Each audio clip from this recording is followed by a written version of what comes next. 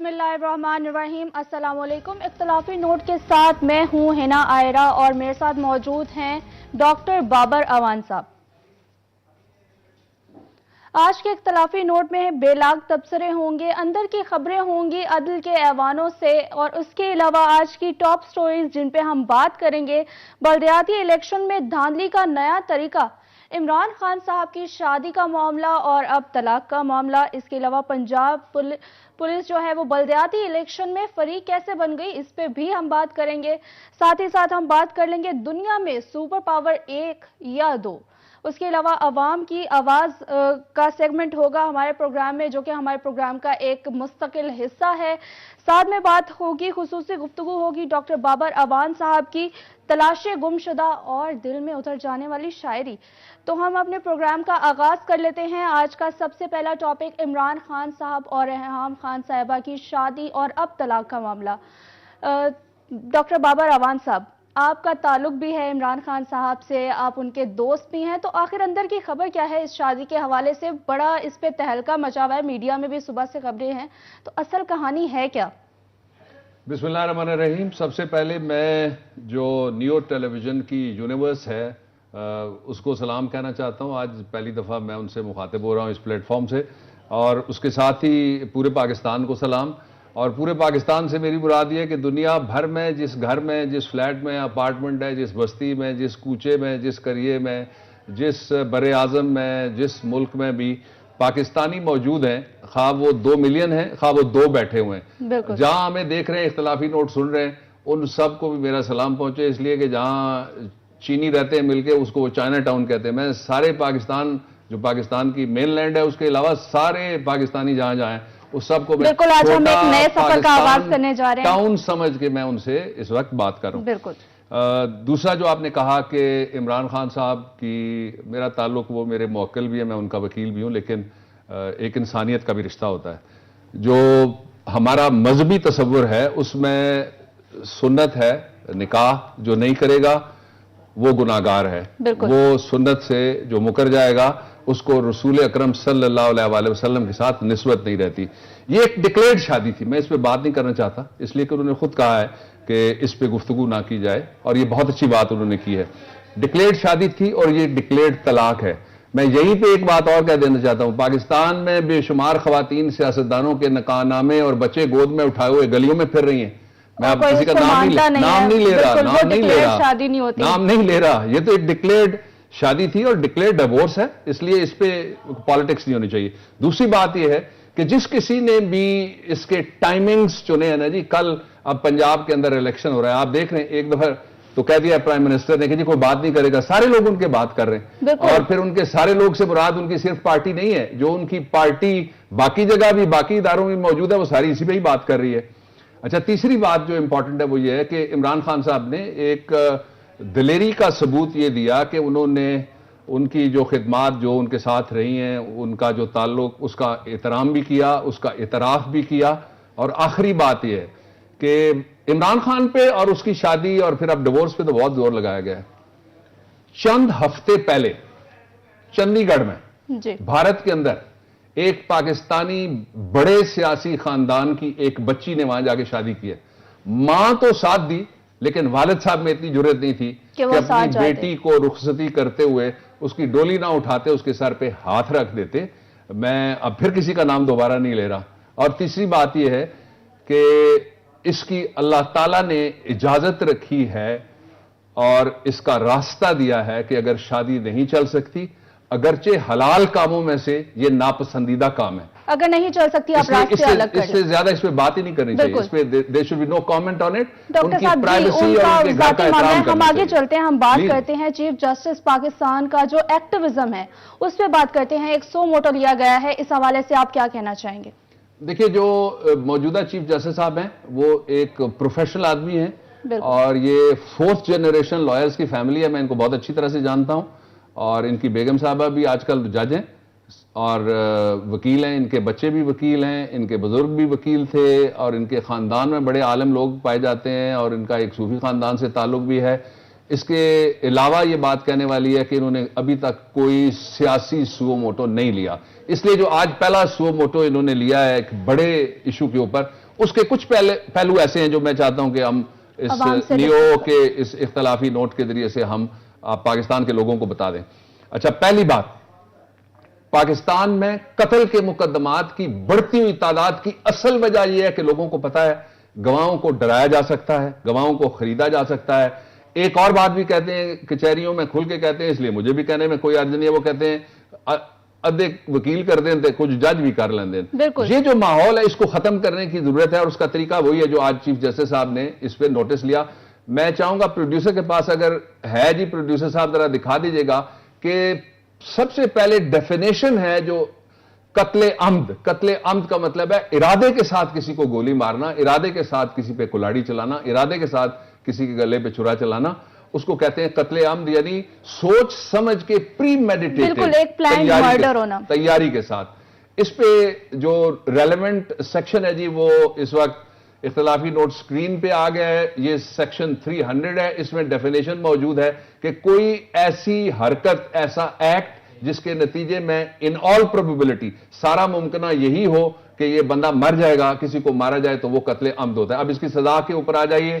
302 میں اس کی سزا ہے، اور بطور قصاص جو اس کی سزا ہے وہ صرف اور صرف 302 میں سزائے موت ہے. اگر قصاص سے کیس نکلتا ہے تو پھر لیسر پنشمنٹ بھی لائف امپریزنمنٹ پہ. اب ذرا 302 کی جو پنشمنٹ ہے وہ بھی ہم دکھا رہے ہیں کہ وہاں پہ آپ کو نظر آ رہا ہوگا کہ whosoever causes قتل عمد shall be punished with death as قصاص. یہ ایک پہلو اس کا ہو گیا.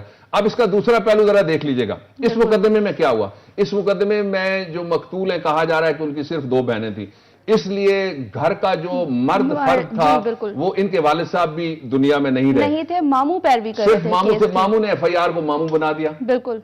ماموں نے بہن کو ماموں بنا دیا. ماموں نے بھانجے کے مقدمے کو ماموں بنا دیا. عدالت میں جا کے انہوں نے بیان ہی غلط سے دے دیا. تو اس کی کیا سزا ہے ڈاکٹر صاحب؟ اپنے بیان سے بدل گئے. وہ بیان سے مکر گئے. جی. انہوں نے اپنا موقف تبدیل کر لیا، اور اس کی 3 وجوہات ہو سکتی ہیں جب کوئی موقف تبدیل کرتا ہے. یا وہ ڈر گیا، یا وہ بک گیا، اور یا وہ سمجھتا ہے کہ قانون اور عدالت اس کے لیے ایک مذاق ہے. جو ججوں کا نظام ہے، جو وکیلوں کا نظام ہے، جو کتابیں ہیں، وہ ساری کی ساری اس کے لیے بے معنی ہیں. قوانین کو یہ اہمیت نہیں وہ اپنی مرضی کر سکتا ہے. اب اس میں کیا ہوا کیا ہے جی؟ یہ ذرا دیکھ لیجئے گا جی. پہلی بات یہ ہوئی کہ یہ موصوف ٹیلی ویژنز کے اوپر بیٹھ کے، اور FIR اگر دکھائی جا سکتی ہو، FIR کے اندر انہوں نے لکھوایا اور لکھ کے یہ موقف اختیار کیا کہ یہ قتل عمد ہے. انہوں نے نام لیے ملزموں کے. ہم کوئی ٹرائل نہیں یہاں کر رہے، اس لیے ہم کسی کا نام نہیں لے رہے. انہوں نے نام لیے ملزموں کے، ان کا رول اسکرائب کیا کہ فلاں نے یہ کیا، اس کے گارڈ تھے اس نے یہ کیا، گاڑی میں یہ شخص موجود تھا، سب کے نام لیے انہوں نے. جی ہاں. نام لینے کے بعد جب وہ عدالت میں گئے تو وہ عدالت میں مکر گئے. اب یہاں تک آ کے میں ایک بات کہنا چاہتا ہوں. عدالت کا کام گواہی دینا نہیں ہے کسی فریق کی طرف سے کھڑے ہو کے. جج حلف اٹھا کے گواہی نہیں دے سکتا تھا کہ میرے سامنے مارا ہے، اس لیے کہ جج اور وکیل نے دیکھا ہی نہیں ہوتا. یہ مقدمہ عدالت میں وکیل اور جج لڑتے ہیں فائلوں کے اوپر. وہ کوئی واقعات کو جا کے خود نہ مشاہدہ کرنے کا ان کو اختیار ہوتا ہے کہ جا کے دیکھیں ثبوت اور گواہی پہ کیا جاتا ہے پورا مقدمہ. ایک سیکنڈ. نہ وہ تفتیش کر سکتے ہیں، گواہ بعد میں آتے ہیں، نہ وہ تفتیش کرنے کا ان کو اختیار ہے. یہ 2 باتیں ذہن میں رکھنی چاہیے.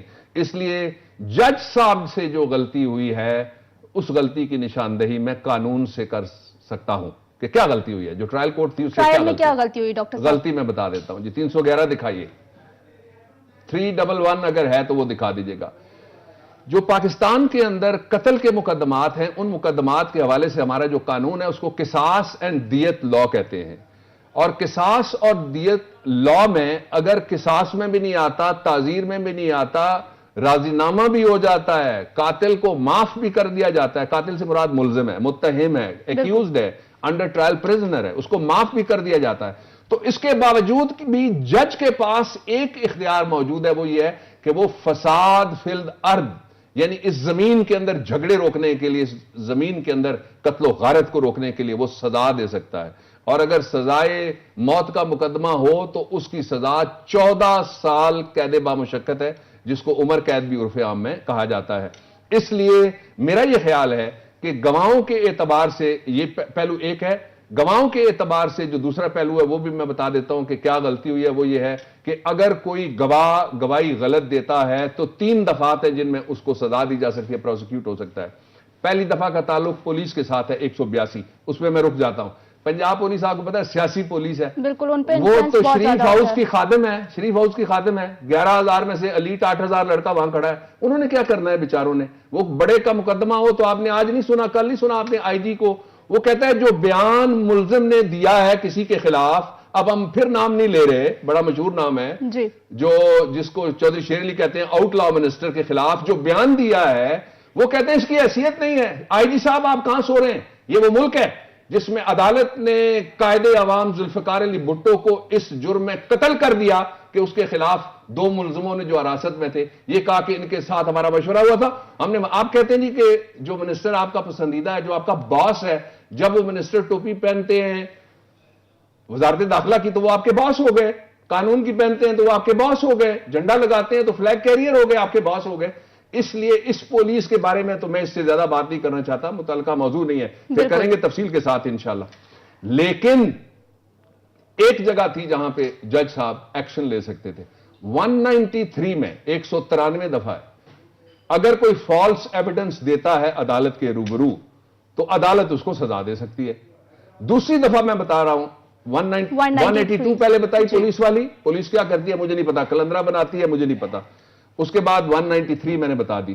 اور تیسری ایک اور جگہ موجود تھی عدالت کے پاس جہاں وہ اس کو ملزم کو اور گواہوں کو دونوں کو پروسیکیوٹ کر سکتے تھے، ادھر بھی نہیں گئی. اچھا اب ہائی کورٹ کے پاس بھی ایک اختیار ہے میڈم.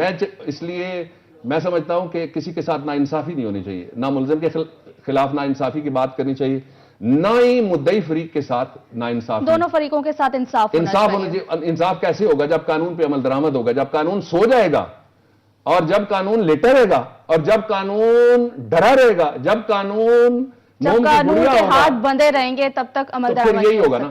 اب ہوا کیا ہے میں بتا دیتا ہوں جی. آپ ذرا آئین کا آرٹیکل 203 اگر آپ کے پاس ہے پروڈیوسر صاحب وہ دکھا دیجیے گا جی. یہ دیکھ لیں، یہ پاکستان کا سب سے بڑا قانون ہے، دنیا داری کی میں بات کر رہا ہوں. ویسے تو اس سرزمین پہ قانون کے پریمبل میں لکھا ہوا ہے اللہ تعالیٰ کی حکمرانی اور قرآن کریم ہماری سب سے بڑی قانون کی کتاب ہے، لیکن کانسٹیٹیوشن کے اندر لکھا ہوا ہے high court, constitution of Pakistan کا کہتا ہے کہ article 203 high court to superintendent subordinate courts high court each high court shall supervise and control all court subordinate to it. اس میں نظر ثانی کا اختیار بھی آ جاتا ہے، اس میں ریکارڈ منگوانے کا بھی اختیار آ جاتا ہے. اب آپ ایک اور سوال کریں گی کہ سپریم کورٹ نے ریکارڈ منگوا لیا، اس کے لیے بھی قانون جی انہوں نے آج سو موٹو لیا ہے تو اس کا کیا طریقہ کار ہے؟ سپریم کورٹ نے کس اختیار کے تحت جو ہے آج کا یہ نوٹس لیا ہے؟ ایک اور آئین کے اندر اس کی واضح دفعہ موجود ہے، وہ ہے آئین کا آرٹیکل 187 جس میں یہ لکھا ہوا ہے. ویسے یہ جو سو موٹو نوٹسز ہوتے ہیں یہ 184(3) میں لیے جاتے ہیں، لیکن آئین کے آرٹیکل میں عوام کی سہولت کے لیے بتا رہا ہوں، آسانی کے لیے بتا رہا ہوں. 187(1) میں لکھا ہوا ہے کہ سپریم کورٹ آف پاکستان کوئی بھی آرڈر جاری کر سکتی ہے، کس کے لیے؟ ٹو ڈو کمپلیٹ جسٹس، مکمل انصاف کرنے کے لیے سپریم کورٹ آف پاکستان کو آئین پاکستان یہ اختیار دیتا ہے. یہ اختیار کوئی ان کے پاس اپنا ذاتی نہیں ہے، یہ ان کا عدالتی اختیار ہے اور اس اختیار کا استعمال انہوں نے کیا ہے. لیکن یہاں رک کے ہم اب فیصلہ نہیں پریڈکٹ کر سکتے، ہم یہ نہیں بتا سکتے کیا کرنا چاہیے ان کو، کیا نہیں کرنا چاہیے وہ کریں گے.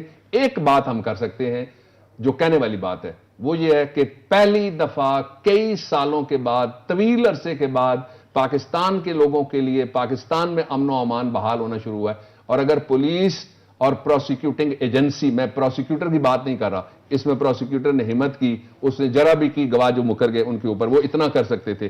لیکن وہ پولیس جو سیاسی ہو چکی، وہ پروسیکیوٹنگ ایجنسی جس میں سیاسی بھرتیاں کی جا رہی ہیں اور سیاسی لوگ لگائے جا رہے ہیں، اس میں سے انصاف پہ کدھر ملے گا لوگوں کو؟ بالکل. اور بھی بہت سارے ایسے مقدمات ہیں، کئی قتل کے کیسز ہیں، تو آپ کیا سمجھتے ہیں فیوچر میں اور اس طرح کے سو موٹوز لیے جا سکتے ہیں؟ کوئی ایکشن ہو سکتا ہے نہ صرف پنجاب میں، پورے ملک میں؟ نہیں، یہ خطرناک بات ہوگی کہ ایک ہی عدالت ملک میں رہ جائے، سارے کا سارا کام کرے، سارے تنخواہیں لیتے ہیں، سارے مراعات لیتے ہیں، سارے اختیارات رکھتے ہیں، سارے عدالتیں لگاتے ہیں. اور مجھے ان پہ بڑا فخر ہے. نچلی عدالتوں میں کام بہت زیادہ ہے، نچلی عدالتوں کی ڈیوٹی بڑی خوفناک ہے، نچلی عدالتوں پہ حملے ہوتے ہیں، نچلی عدالتوں پہ جج شہید ہو چکے ہیں، نچلی عدالتوں میں وکیلوں پہ فائرنگ ہو چکی ہے، نچلی عدالتوں میں بڑا خوفناک ماحول ہے. اس کے باوجود وہ نیچے بیٹھے ہوئے. ان کے لیے ایک سہولت ٹرین، ان کی عدالتیں آپ اچھی بنائیں، ان کو تنخواہیں آپ اچھی دیں، ان کے پاس گاڑیاں نہیں ہیں. اسلام آباد وفاقی دارالحکومت ہے. میں یہ بات کہتے ہوئے مجھے ندامت ہو رہی ہے، میں اس نظام کا حصہ ہوں، اور وہاں جج باتھ روم جتنے کمروں میں بیٹھتے ہیں. یہ حال ہماری عدالتی نظام کا ہے تو انصاف کیسے ہوگا؟ ڈاکٹر صاحب آپ بڑے ممتاز قانون دان ہیں. ایک سوال جو میرے ذہن میں بھی ہے، عام ناظرین کے ذہنوں میں بھی ہوگا، کہ ایک تو جھوٹے گواہ جو ہیں وہ جیل کب جائیں گے؟ کیونکہ جب تک جھوٹی گواہی ہوتی رہے گی تب تک تو انصاف مکمل طور پہ فراہم نہیں کیا جا سکتا. جس دن حکومت یہ چاہے گی کہ جھوٹے گواہ جیل جائیں، اس مقدمے کے گواہ کل صبح گرفتار ہو سکتے ہیں. میں نے 182 بتایا آپ کو.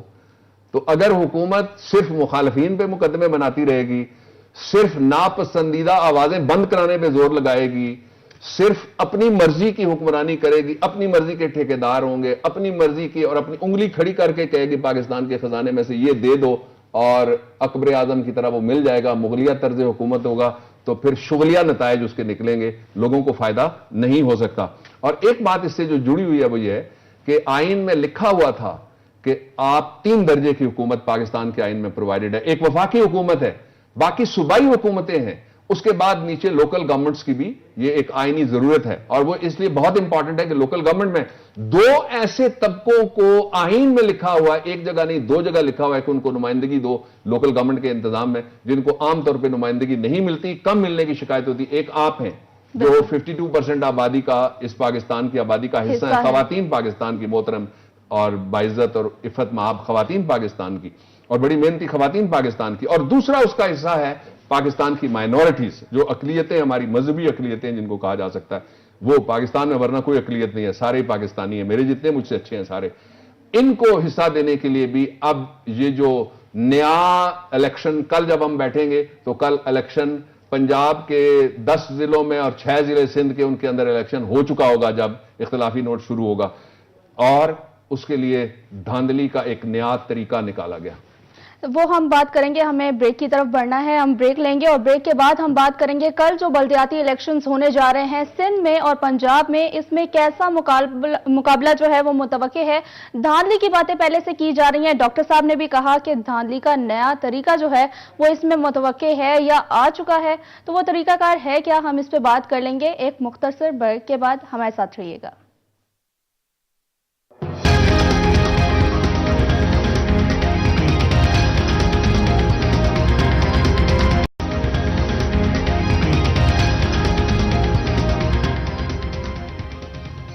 بریک کے بعد خوش آمدید. بات کریں گے ہم پنجاب اور سندھ میں ہونے والے بلدیاتی الیکشنز کے حوالے سے جو کہ کل ہونے جا رہے ہیں. اس میں ہم نے بریک سے پہلے آپ سے بات کی کہ دھاندلی کا نیا طریقہ جو ہے وہ انٹروڈیوس کروایا گیا ہے اس الیکشن میں. تو ڈاکٹر صاحب سے جانتے ہیں کہ وہ نیا طریقہ ہے کیا. ڈاکٹر صاحب، دھاندلی کا نیا طریقہ یہ کیا ماجرا ہے؟ 3 سطحوں پہ دھاندلی اس دفعہ سے پلان کی گئی. پہلا تو یہ ہے کہ جو سافٹ ویلیز تھی حکمرانوں کی، جہاں جہاں حکومتیں ہیں، جہاں وہ ہار سکتے تھے، وہاں انہوں نے اپنے انتخابی الیکشن پہ یہ الیکشن نہیں لڑا. مثلا آپ دیکھ لیں کسی جگہ بالٹی چل رہی ہے، کسی جگہ ہیرے ہیں، کسی جگہ موتی ہیں، کسی اس طرح کر کے، اور سمبلز کے اوپر انہوں نے الیکشن لڑا. اور وہاں پہ انہوں نے دوسرا جو طریقہ تھا وہ یہ تھا کہ کوشش یہ کی کہ اپنے لوگوں کو ان اپوزڈ کرایا جائے. بلکہ پچھلے ایک اختلافی شو میں نے دکھایا تھا کہ کچھ تصویریں تھیں جہاں پولیس والے بیٹھے ہوئے حلف دے کے پنجاب پولیس والے لوگوں کو وڈرا کروا رہے ہیں. جی بالکل ڈاکٹر صاحب، پہلے بھی بہت سارے وعدے کیے گئے تھے بلدیاتی الیکشنز کو لے کے، اب بھی بہت سارے وعدے کیے جا رہے ہیں. تو ہم پہلے عوام کو دکھا لیتے ہیں کہ وہ وعدے تھے کیا اور وہ وعدے کیا ہوئے. تو آئیے دیکھتے ہیں. شور مسلم لیگ حکومت بنے گی، مہنگائی ختم ہوگی. پاکستان میں ہم نے ایک ایٹمی دھماکہ کیا تھا، انشاءاللہ اس دفعہ ہم نے معاشی دھماکہ کرنا ہے. 11 مئی کو آپ ایک تاریخی فیصلہ کریں، آپ تاریخی فیصلہ کریں گے، یہاں تاریخی ترقی کی ایک مثال قائم کی جائے گی. کوئٹہ میں کارڈیولوجی سینٹر یہاں پر تعمیر کرانے کا میں اعلان کر رہا ہوں. 6 مہینے میں بجلی کے لوڈ شیڈنگ کا خاتمہ ہو جائے گا. میں 1.5 سال میں بجلی کا بحران ختم کر دوں گا. 2 سال میں بجلی کے اندھیرے نہ ختم کیے تو میرا نام شہباز شریف نہیں ہے. 3 سال میں بجلی کا لوڈ شیڈنگ ختم کرنا کی تو میرا نام شہباز شریف نہیں ہے. میں وعدہ کرتا ہوں کہ بجلی کو 2 سال میں ختم کر دیں گے.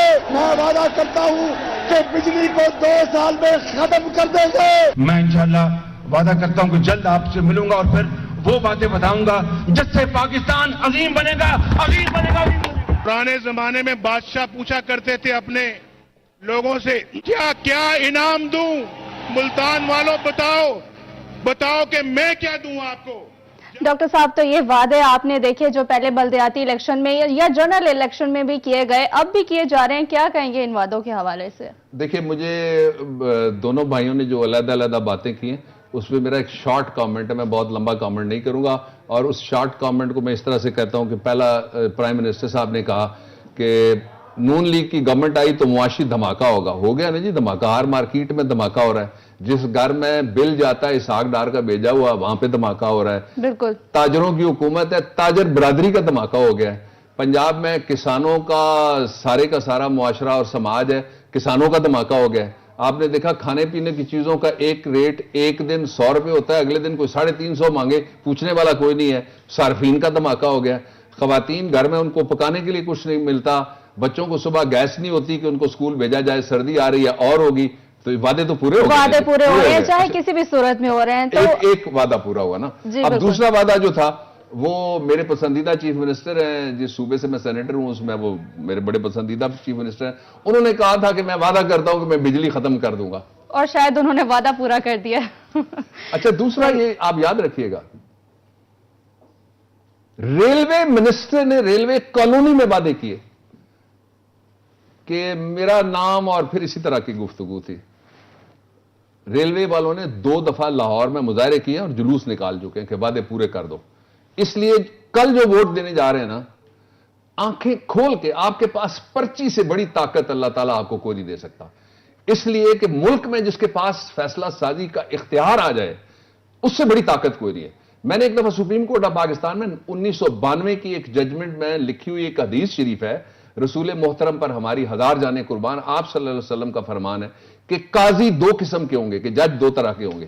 ایک وہ جو سیدھے جہنمی ہیں, دوسرے وہ جو قیامت کے دن اس بات پہ پچھتا رہے ہوں گے کہ ہم نے 2 کھجوروں کے مقدمے کا فیصلہ کیوں کیا. یعنی اتنی ٹرانسپیرنسی چاہیے, اتنا سکیل آپ کو برابر رکھنا ہے, اور اتنا آپ کو خوف سے نجات حاصل کرنی ہے, اتنا آپ فیوریٹزم سے بھاگیں گے, تب جا کے آپ فیصلے کر سکتے ہیں. ڈاکٹر صاحب, اچھا, اب آخری بات, جی آخری بات یہ ہے کہ کل جب آپ فیصلہ کرنے جائیں تو جس چودھری صاحب کی آپ سوزوکی میں بیٹھ کے جا رہے ہیں, آپ ہمت پیدا کر کے جائیں. اگر وہ اس قابل نہیں ہے کہ اس کو ووٹ دیں تو آپ اس کو مت ووٹ دیں. اچھا, پھر آپ دھاندلی کی تیسری بات میں کر دیتا ہوں. لوگ کہیں گے کہ ہم نے 3 کہا تھا, 2 پہ بات ختم ہوگی. تیسری بات یہ ہے, دھاندلی کا جو طریقہ نکالا گیا وہ یہ تھا کہ اس وقت پنجاب کے اندر انتظامیہ الیکشن کرانے کی ذمہ دار ہے. ڈی سی او اور ٹی ایم او, انہوں نے بندوبست کیا ہوا ہے کہ وہ کیسا الیکشن چاہتے ہیں, اور سب کو پتا ہے کس طرح کے الیکشن ہوتے رہے. جب الیکشن ٹھیک ہو تو آپ نے دیکھا کہ لاہور کے اندر حکمران گھر کے, باہر والا تو جیت گیا 2000 سے امیدوار ہمارے دوست صادق صاحب, ایاز صادق صاحب, لیکن اندر والا گھر والا ہار گیا. لوگوں نے تو فیصلہ اپنا دیا ہوا. یعنی کہ پولیس اس طرح سے فریق بنی ہوئی ہے ان انتخابی الیکشنز میں. پولیس تو اس سے بھی آگے جانے کے لیے تیار ہوتی ہے نا. پنجاب پولیس جو کہ ہمیشہ کی طرح بدنام ہوئی ہے ہر معاملے میں. پولیس کے ہاتھ 2 دفعہ اٹھتے ہیں. جب اقتدار میں کوئی آتا ہے تو اوپر جاتے ہیں, یہ پنجاب میں ایک رواج ہے. لیکن جب وہ اقتدار سے چلا جاتا ہے تو اور اوپر چلے جاتے ہیں ڈانگ سمیت. اب انہوں نے ڈانگ پکڑی ہوئی ہے اور پنجاب کے اندر الیکشن درست کرانے کی کوشش کر رہے ہیں. میں یہ چاہوں گا اس نظام کے اوپر, اس نظام میں لوگوں کا کوئی حصہ نہیں ہے, اس نظام میں کے خزانے میں لوگوں کا کوئی حصہ نہیں ہے, اس ملک کے مسائل میں لوگوں کا کوئی حصہ نہیں ہے. اس لیے لوگ, آپ تعلیم کا شعبہ دیکھ لیں نا جی, تعلیم کے شعبے میں جو سرکاری سکول ہیں وہ کمپیٹ کرنے کی, جو ہماری دوسری انڈسٹری ہے اس کے کمپیٹ کرنے کے قابل ہی نہیں, اہلیت ہی نہیں رکھتے. اس لیے اہلیت تو ہے, پیسے بھی ہیں, لیکن وہ پیسے خرچ اس طریقے سے ہو رہے ہیں کہ آپ انسینٹیوز دیں سارے شعبوں کو جو پرائیویٹ لائف میں لوگوں کو زندگی کی دوڑ میں شریک کر رہے ہیں. انسینٹیو دینے کی بجائے گلا گھونٹا جاتا ہے, انسینٹیو دینے کی بجائے ایک خاص طرز حکومت. ابھی آپ نے سنا نہیں, نواز شریف صاحب نے ایک اور سچ کہا جس سے مجھے پورا اتفاق ہے. انہوں نے کہا پرانے زمانے میں بادشاہ پوچھتے تھے لوگوں تمہیں میں کیا انعام دوں. تو آپ دیکھ لینا ذہنیت ہماری کیا ہے حکمرانوں کی. وہ اپنے آپ کو بادشاہ سمجھ رہے ہیں ابھی تک 21ویں صدی میں بھی.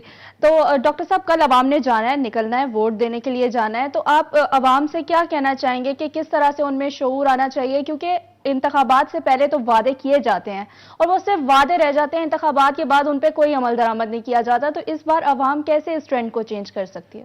کل یہ چینج کر سکتے ہیں نا جی, جب اندر جائیں آپ تو آپ دیکھیں آپ کے حلقے میں اہل آدمی کون ہے. آپ کی برادری کا اگر نہیں ہے اہل آدمی تو اس کے باوجود اس کو ووٹ دیں. پاکستان ایک لارجر برادری ہے, مسلمان اس سے بھی بڑی برادری ہے, پھر ایک ملک میں رہنا اس سے بھی بڑی برادری ہے. اور ایک دفعہ رسول پاک صلی اللہ علیہ وسلم کا ایک اور ارشاد گرامی ہے کہ آپ نے فرمایا کہ مجھے یہ خدشہ اور خیال پیدا ہو گیا کہ اللہ تعالیٰ کہیں پڑوسی کو جائیداد میں شریک نہ کر دے. تو یہ ساری آپ کی برادریاں ہیں جی. کوئی آپ کا ملک, سید, راجہ, چودھری ہونا علیحدہ سے, مرزا ہونا آپ کا علیحدہ سے, کشمیری ہونا علیحدہ سے ضروری نہیں ہے.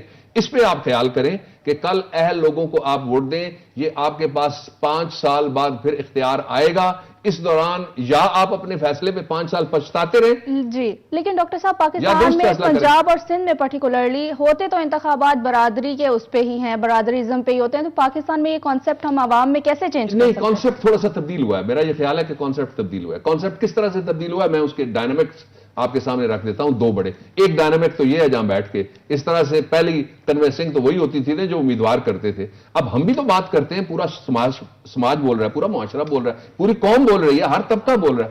اور دوسرا جو سوشل میڈیا ہے اس کو انڈرمائن نہیں کرنا چاہیے. وہ بہت پاورفل میڈیم ہے, اس کے اوپر ہر چیز نیٹ کے اوپر پڑی ہوئی ہوتی ہے, ہر چیز پہ لوگ اپنی رائے کا اظہار کرتے ہیں. اگرچہ مجھے بڑا افسوس ہوا کہ اب جو ٹویٹس کرنے والے ہیں پہلی دفعہ پاکستان میں, جن ملکوں میں بادشاہتے ہیں, میں نام نہیں لیتا, دوست ممالک ہمارے, اکثر مسلم ممالک میں بادشاہتے ہیں, ٹوٹلائٹیرین سسٹم ہے, وہاں پہ ٹویٹر کے لوگوں کو ٹویٹ کرنے یا بلاگ لکھنے پہ سزائیں دی گئی. بالکل, اور بہت زیادہ پابندی بھی لگائی گئی سوشل میڈیا پہ. پاکستان میں پہلا ڈاکٹر صاحب چلیں ہم پاکستان سے باہر ہی چلتے ہیں. اب بات کر لیتے ہیں دنیا میں سپر پاور کے حوالے سے. مانا جاتا ہے ایک سپر پاور ہے, لیکن اصل میں دنیا میں ایک سپر پاور ہے یا 2 ہے؟ ایک ہو تو وہ ایک نہیں رہتی. آپ نے دیکھا کہ 21 کے قریب ممالک پہ فوجی دھاوا بولا گیا جب سے دنیا میں ایک سپر پاور آئی. پاکستان کی دوستی ہے امریکہ کے ساتھ اسٹریٹجیکلی. لیاقت علی خان شہید قائد ملت, جن کا مقدمہ ابھی تک فیصلے کے انتظار میں پڑا ہوا ہے. پاکستان کے 3 وزرائے اعظم جن کے مقدمے, قتل کے مقدمے, جن کو شہید کیا گیا, اور مجھے یہ شرمندگی ہوتی ہے میرے شہر میں شہید ہوئے, ان کا مقدمہ ابھی تک نہیں چلا. لیاقت علی خان نے کوشش کی تھی معاہدہ کرنے کی, پھر لیاقت علی خان کے ساتھ ایک افغانی کو بلایا گیا جو سید اکبر تھا, وہ افغانی تھا جس نے گولی چلائی شہید ملت پہ. اب ذرا اس کو تھوڑا سا بڑے پرسپیکٹو میں لے کے چلتے ہیں. جب سے یونیپولر دنیا ہوئی تھی کہ ایک ہی دنیا کا نمبردار ہو گیا, تو یہ 21 کے قریب ممالک میں نے چھوٹے بڑے گنے, جن کے ایفرو عرب یورپین ممالک بھی ان میں شامل ہیں.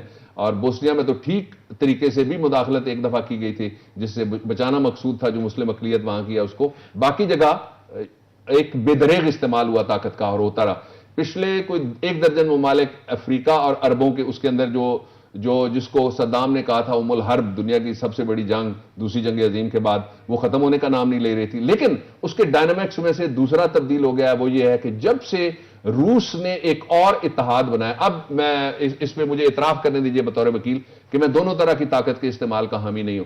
اگر روس کو یہ کہا جا رہا ہے یورپ کے کچھ ملکوں کی طرف سے, یا امریکہ کہتا ہے یا کوئی اور کہتا ہے یا ان کے میڈیا کہتا ہے, وہ یہ کہتا ہے کہ آپ کو کوئی اختیار نہیں ہے کہ یہاں آ کے آپ مداخلت کریں اور بمباری کریں, جو ٹیررسٹ یا جو طاقتور, جی بالکل, مطلب وہ خود کر سکتے ہیں اور روس نہیں کر سکتا. تو ان کے پاس بھی, روس کے پاس بھی وہی جواز ہے کہ وہ ایک پرانے زمانے کی نواز شریف صاحب نے بادشاہ کی بات کی, تو میں بھی اپنے نیو کے ٹی وی کے ناظرین کو بادشاہ کی بات سناؤں کہ یورپ میں ایک چھوٹا سا ملک تھا, اس میں ایک خاتون حکمران تھی, جس طرح جھانسی کی رانی تھی, جس طرح رضیہ سلطانہ تھی.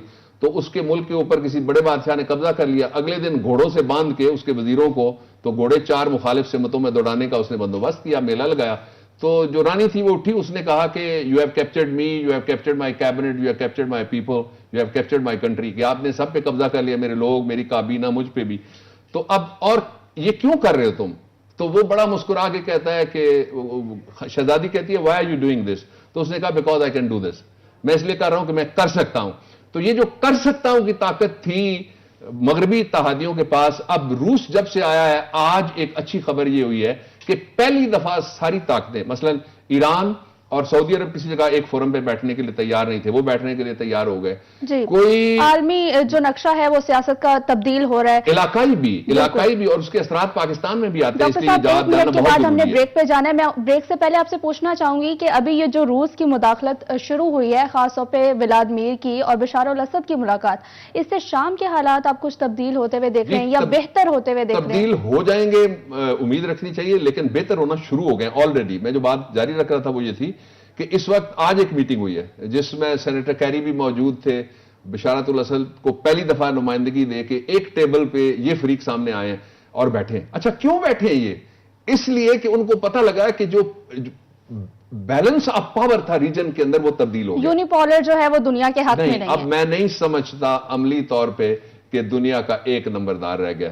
اس سے آپ دیکھیں جب یہ 2 ممالک ہوتے تھے، روس اور سرد جنگ کے زمانے کی میں بات کرنے لگا ہوں، تو اس وقت نان الائن موومنٹ بھی ایک ہوتی تھی کہ غیر متعلقہ اور غیر وابستہ ممالک. اس وقت ایک تیسری دنیا بھی ہوا کرتی تھی.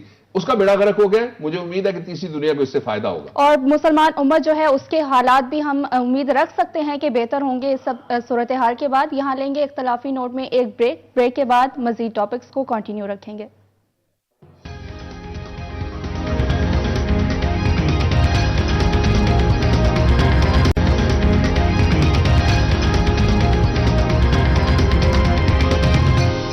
بریک کے بعد خوش آمدید. اور اب اختلافی نوٹ میں ہم شامل کر لیں گے تلاش گمشدہ کا سیگمنٹ. ڈاکٹر صاحب آج ہم کس کو تلاش کرنے جا رہے ہیں؟ تلاش گمشدہ میں پوری قوم لگی ہے. یہ سیگمنٹ کدھر ہے؟ یہ تو کبھی انصاف کو تلاش کرتی ہے، کبھی مہنگائی ختم کرنے والے کو تلاش کرتی ہے، کبھی اپنے مسائل حل کرنے والے کو تلاش کرتی ہے. ہم تلاش کریں گے آج پارلیمنٹ کو. پارلیمنٹ کی دنیا میں ایسا تہلکہ خیز واقعہ ہوا کہ پاکستان کی ایک ججز کمیٹی ہے، جو جوڈیشل کمیشن ہے جس میں چیف جسٹس اور دوسرے چیف جسٹس بیٹھ کے جج لگاتے ہیں، وہ ریکمنڈیشن دے کے بھیجتے ہیں اس کمیٹی کے پاس. اس کمیٹی کو یہ اختیار ہے کہ وہ کسی جج کو لگائے نہ لگائے، اس کے حق میں رائے دے یا اس کے خلاف رائے دے. اس کمیٹی نے جو اس کا تازہ ترین اجلاس ہوا ابھی 24 گھنٹے پہلے، اس اجلاس میں اس نے یہ کیا کہ اپنی کمیٹی کا خود ہی بائیکاٹ کر دیا انہوں نے. اور باتیں کی 3. انہوں نے ایک بات یہ کی کہ ہم بے اختیار کمیٹی ہیں. بھائی آپ کے پاس پارلیمنٹ ہے، آپ قانون بدل دیں، آپ آئین بدل دیں، آپ با اختیار ہو جائیں. بالکل. یہ کیا بات ہوئی؟ یہ کیا جواب دیں گے آپ قوم کو کہ ہم بے اختیار ہیں؟ یہ تو آپ نے پارلیمنٹ کی توہین کر دی. یہ وہی بات ہے جو اس سے پہلے عمران کہتے رہے، وہی بات ہے جو ہم کہتے رہے، وہی بات ہے جو پوری قوم کہتی ہے. یہ پارلیمنٹ کسی کام کی نہیں ہے، انہوں نے بھی کہہ دیا. دوسری بات انہوں نے یہ کہی کہ وہ کہتے ہیں یہ بے وقت، یعنی اس کی قیمت ہی کوئی نہیں ہے. یہ ایسی کمیٹی ہے، اس کے 2 نتائج نکل سکتے ہیں. پھر وہاں بیٹھ کے آپ کیا کر رہے ہیں وہ آپ کو یہ بھی کہہ سکتا ہے. تو میں تو کہتا ہوں کہ پھر اگر آپ اتنے بے وقت ہیں، آپ کی ویلیو ہی کوئی نہیں ہے، تو وہاں کیوں بیٹھے ہوئے. تیسرا یہ ہے کہ پارلیمنٹ پہلے بھی اس پارلیمنٹ کو آئے ہوئے اب 30 سال اس حکومت کا مکمل ہونے والا ہے، اور اس سارے عرصے میں آج تک کسی نے کبھی ایک دفعہ بھی عوام کو ریلیف دینے کے لیے ساری پارٹیاں اٹھ کے کھڑی ہو جائیں، کہیں آج ہم اکٹھے ہو گئے سارے، ہم کل سے مہنگائی ختم کروائیں گے، ہم پرسوں سے 3 سال میں تو ایسا ہم نے کچھ نہیں دیکھا. کرتے نا جی. اس لیے ہم ان کو تلاش گمشدہ میں آج ہم نے ان کو تلاش کرنے کی کوشش کی. ملے نہیں ہمیں، ویسے ملے نہیں ہے ابھی اور تلاش جاری ہے. ڈاکٹر صاحب آگے بڑھتے ہیں. عوام کی آواز کا سیگمنٹ جو ہے وہ ہم ایڈ کر لیتے ہیں، ہمارے پروگرام کا مستقل حصہ ہے. تو آج عوام کی کیا آواز ہے، کیا کہتے ہیں عوام؟ دیکھیں، یہ جس طرح میں نے کہا کہ جو social media it's very powerful media. تو سب سے پہلے ہم کرن عباسی ہیں جی، ان کا ذرا دکھا دیں. کرن عباسی کیا کہتی ہیں؟ یہ کہتی ہیں جی کہ worst condition of Simly dam road Bharakahu Islamabad NA 149 ask mister Tariq Fazal Chaudhry what he did except defending his party on the talk show. وہ کہتے ہیں جی کہ یہ تو ٹاک شو پہ بیٹھے ہوتے ہیں یہاں کے MNA جو ہے 149 کے ہمارے دوست ڈاکٹر صاحب، اور وہ اس حلقے میں نظر نہیں آتے اور وہ سوال کر رہے ہیں کہ انہوں نے کیا کیا. ذرا چلے جائیں جی واپس، آپ نے بھی الیکشن لڑنا ہے، 2 دفعہ آپ کو لوگوں نے ووٹ دیا ہوا ہے، ان کا ذرا خیال کر لیں. اور بھاراکو تو بہت بڑی جگہ ہے اور بھاراکو کے مسائل اس سے بھی بڑے ہیں اور اس کی آبادی اسلام آباد سے بھی بڑی ہے، اس لیے خیال کریں اس کا. اس کے بعد ہے جی ہمارے عرفان رضا صاحب، یہ چکوال سے ہیں.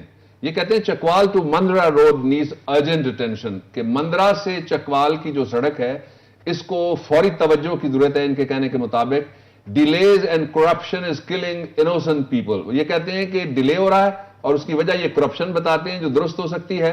کہتے ہیں اس سے لوگوں کی زندگیاں جا رہی ہیں اور زندگیاں بچائیں ادارے متعلقہ، ان تک ہم نے ان کی آواز پہنچا دی، مندرا کے لوگوں کی بھی اور چکوال ضلع کی بھی. Please highlight this issue. Mister Irfan Raza ہم نے آپ کا ایشو ہائی لائٹ کر دیا. طلعت خورشید صاحب ہیں. طلعت خورشید صاحب یہ کہتے ہیں کہ یہ چکلالا اسکیم 3 راولپنڈی آر پوش locality and all other localities on fringes of Nala Lai suffering due to the constant flow of filth and awful smell. یہ لئی کے پانی سے جو بیماریاں بھی پیدا ہوتی ہیں اور جو ماحولیات خراب ہو رہا ہے اس کی یہ بات کر رہے ہیں. میں ایک تجویز دے دیتا ہوں. اگر پنڈی کا جو واسا ہے اور سی ڈی اے ہے, میں نے خود جا کے دیکھا جب کچھ دنوں کے لیے میرے پاس کیبنٹ ڈویژن کا میں انچارج منسٹر ہوا, تو جو فیصل مسجد کے پیچھے کی پہاڑی ہے یہاں سے یہ شروع ہوتا ہے نالا. اگر یہاں پہ اسمال ڈیمز ایک اس جگہ پہ بنا دیا جائے جس سے شہر کو بڑی سہولت ہو جائے گی پانی کے حوالے سے, اور تھوڑا سا آگے جا کے جو گولڑے کا پچھلا علاقہ ہے, شاہ لدیتا کا پچھلا علاقہ ہے, وہاں بھی ایک اسمال ڈیم بننے کی قدرتی طور پہ جگہیں موجود ہیں, اس کو کریں تو لئی کا پانی کم ہو سکتا ہے. اور ساتھ ہی جو متعلقہ ادارے ہیں وہ انکروچ نہ کرنے دیا کریں نا. جب نالوں کے اندر دریاؤں کے بیڈ میں لوگ جا کے اپنی بستیاں بنائیں گے تو پھر پانی تو راستہ مانگتا نہیں ہے, راستہ بناتا ہے.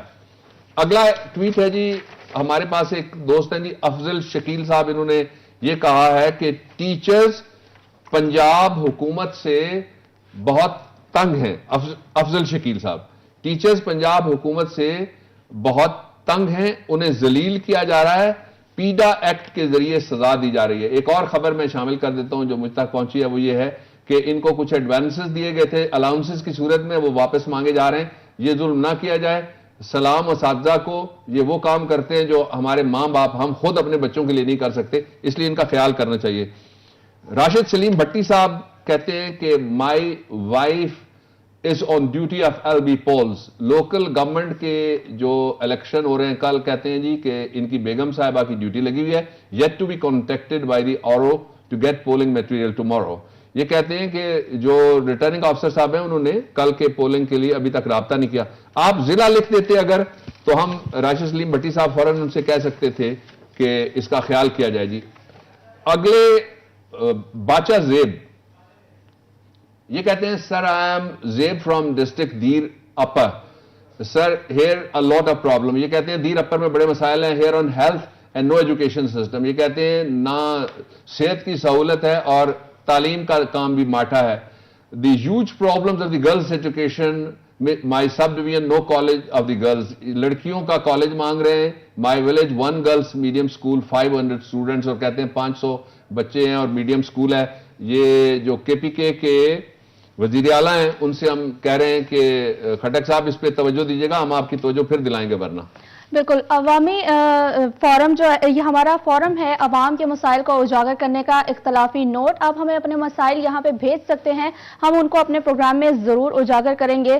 آج کے پروگرام سے اختلافی نوٹ سے مجھے اجازت دیجیے, اور اب ڈاکٹر صاحب شامل کریں گے عوام کے نام اپنا پیغام. یہ جواب ہے میرے عدو کے لیے کہ مجھ کو حرص کرم ہے نہ لطف خمیازہ, اسے ہے سطوت شمشیر پہ گھمنڈ بہت, اسے شکوہ قلم کا نہیں ہے اندازہ. اور میرا قلم نہیں کردار اس محافظ کا جو اپنے شہر کو محصور کر کے ناز کرے. میرا قلم نہیں کاسا کسی سبک سر کا جو غاصبوں کو قصیدوں سے سرفراز کرے. اور میرا قلم نہیں اوزار اس نقب زن کا جو اپنے گھر کی ہی چھت میں شگاف ڈالتا ہے. اور میرا قلم نہیں تسبیح اس مبلغ کی جو بندگی کا بھی ہر دم حساب رکھتا ہے. میرا قلم نہیں میزان ایسے عادل کا جو اپنے چہرے پہ دوہرا نقاب رکھتا ہے. اور میرا قلم تو امانت ہے میرے لوگوں کی, میرا قلم تو امانت ہے میرے لوگوں کی. میرا قلم تو عدالت میرے ضمیر کی ہے, اسی لیے جو لکھا وہ تپاکے جان سے لکھا. جبھی تو لوچ کماں کا زبان تیر کی ہے. میں کٹ گروں کہ سلامت رہوں, یقین ہے مجھے کہ یہ حصار ستم کوئی تو گرائے گا. تمام عمر کی ایذا نصیبیوں کی قسم, تمام عمر کی ایذا نصیبیوں کی قسم, میرے قلم کا سفر رائے گاں نہ جائے گا، میرے قلم کا سفر رائے گاں نہ جائے گا۔ جیو پاکستانیوں، عزت کے ساتھ درست فیصلہ کرو کل کے انتخاب میں۔